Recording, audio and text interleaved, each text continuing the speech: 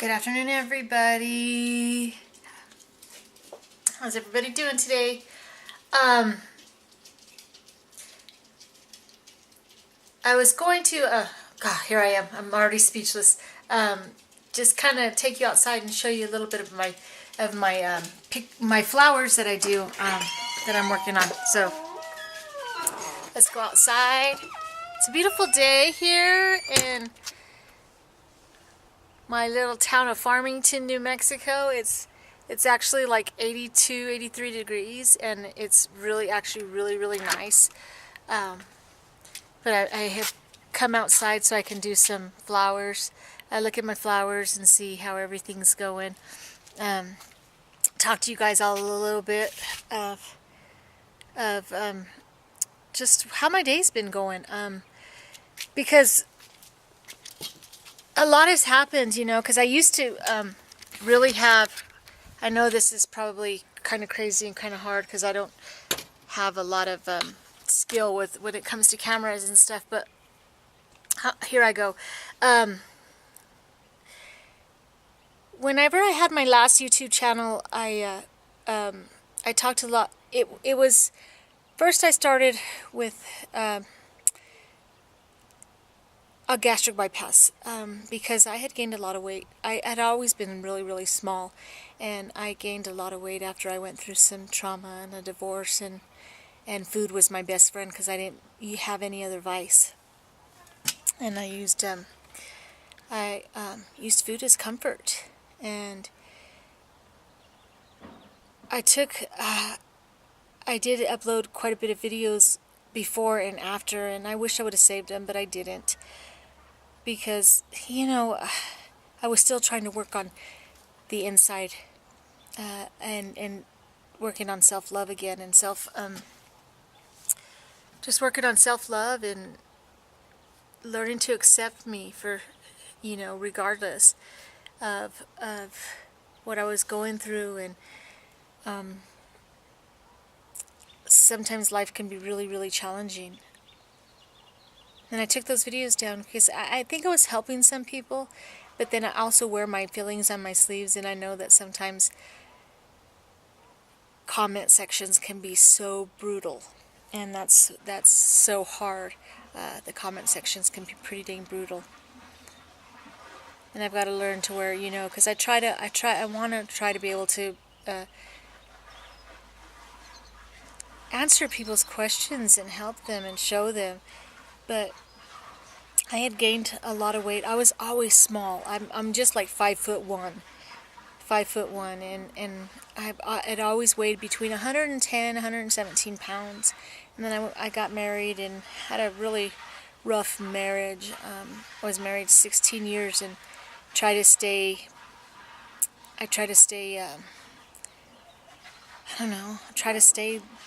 be the best wife I could be, and I did everything I could, but eventually it didn't pan out, and and then I realized it had nothing to do with me. My ex-husband had issues, and he just liked to fool around and cheat, and the divorce was nasty, and just everything started just taking me to a downward spiral, and there's where all the depression and anxiety set in and stuff, and the food.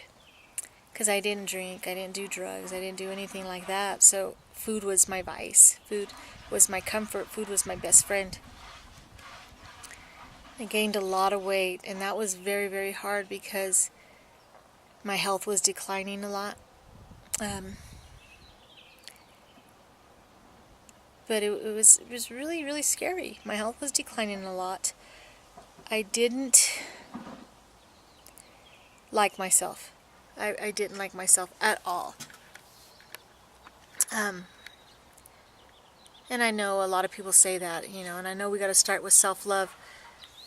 When we start getting back into trying to fix what our issues are. But I gained a lot of weight, and my health started declining, and I knew, and then I had no motivation to exercise, no motivation to try to lose weight and stuff. So then I finally, went through the gastric bypass and stuff, and that was even a challenge in itself. That was very hard. I did that. It's been 5 years. I didn't know. It's almost going on 7 years now that I did it, because it was 20, I believe 2012 when I got my September 2012 when I got my gastric bypass surgery done. And then I started losing a lot of weight, too much weight. Started getting sick, because the depression and anxiety was setting in, and everything just started hitting me. Everything just started hitting me, and I was trapped in this trapped in this body, trapped in this house, trapped in my home. I went from being active and working and busy and being a mom, and to not being able to even leave my house. It was unreal.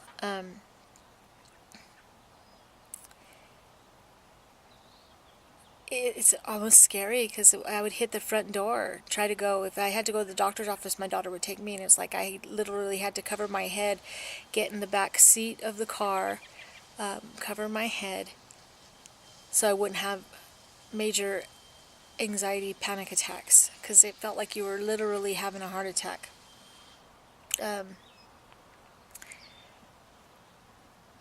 It was just crazy. It was crazy.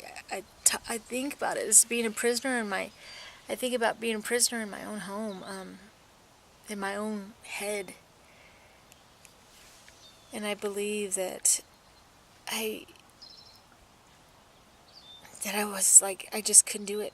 And then I thought, I can't keep living like this. I just can't. There's no way I could keep living like this. Nobody can. Nobody can. When you're not engaging with the world, when you're not, and what's hard is technology has made it to where we can actually be social, but not really social, where we can talk to, where we can interact with people without having to interact with people at all, really. And I think that's a good thing and a bad thing, because I was so isolated.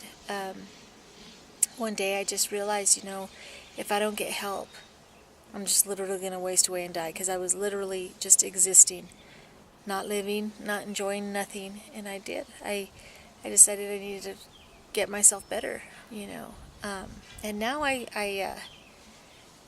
it's been a 3-year process since I reached out and went to like a rehabilitation center to get counseling, and like just to get all the past traumas out that I had a great childhood. I had a wonderful childhood. It was when I got married, and it was crazy, because my ex-husband was, I'll have to open up and talk a lot about that. It's just a lot of craziness, stuff that I went through, and no matter what, I knew he wasn't good for me, but then I knew that I just thought I couldn't breathe without him. I thought I wouldn't be able to live without him and stuff, and a couple suicide attempts on my part. Life really got really dark, really dark. But I realized, girl, I kept telling myself, you need to do something, because you're not living. You are just existing, and if this is the way you're still young, and if this is the way it's going to be all the time, you've got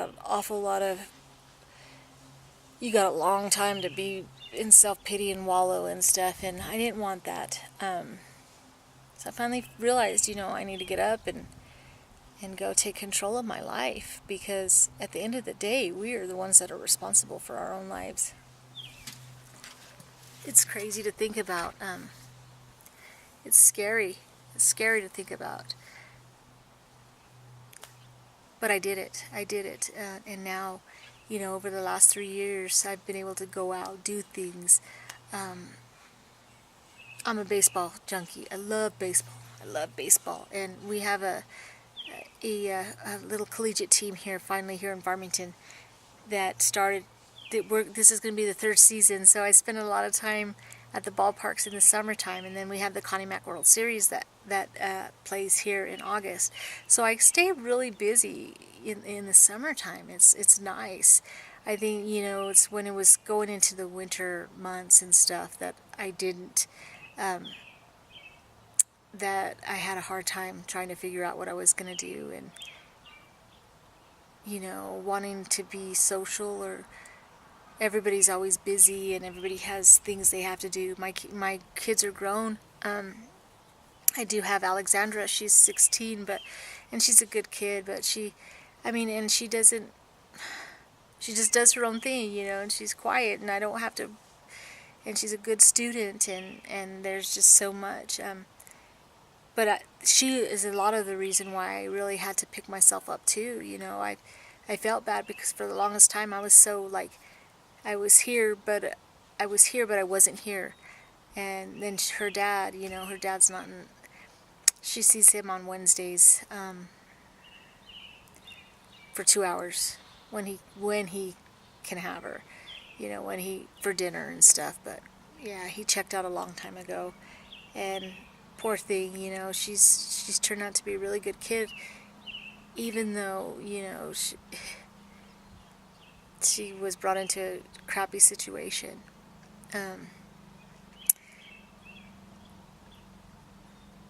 But yeah, it's like now, and I still get lonely sometimes during the day. It's so quiet, I have my dogs, and I love to read, but I watch TV, and I watch Netflix and stuff. There's only so much I could do, laundry. But now, in the wintertime, that's when it would be worse, because it's too cold to be outside. But now that it's, coming into spring and summer, and I'll have more stuff to do, and that's going to be great. But because I do like my flowers, so you can see some of my flowers behind me here. I do a lot. I think flowers really actually helped me start processing my emotions and everything that I had to.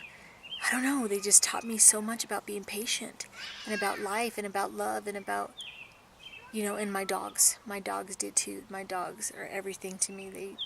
They've taught me so much about unconditional love and helped me heal. Dogs are really good for therapy.